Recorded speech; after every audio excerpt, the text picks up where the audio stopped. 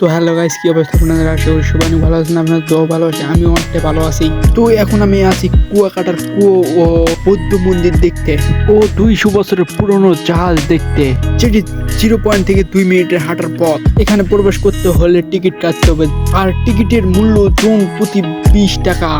আমি এখন আছি কুয়াকাটার কুয়োর পাশেই। বৌদ্ধবিহারের সামনে রয়েছে দুটি মূর্তি।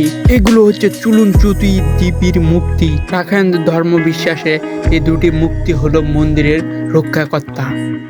এখানে মূর্তিটি তৈরি করার জন্য 9টি ধাতু ব্যবহার করা হয়েছে, আর এর গায়ের রং স্বর্ণের, তাই একে কেউ স্বর্ণ মন্দির নামেও চেনে। মূর্তির উচ্চতা প্রায় 6 ফুট আর ওজন প্রায় 35 মণ। এর পাশে আপনি দেখতে পারবেন একটি নকশা করা ঘন্টা। মন্দির দেখা শেষ করে তার পাশে দেখা পাবেন 200 বছর পুরানো জাহাজটি দেখতে কোনো ফি লাগে না, কিন্তু স্মৃতি হিসেবে এখানে আপনার নামটি লিখে রাখবেন।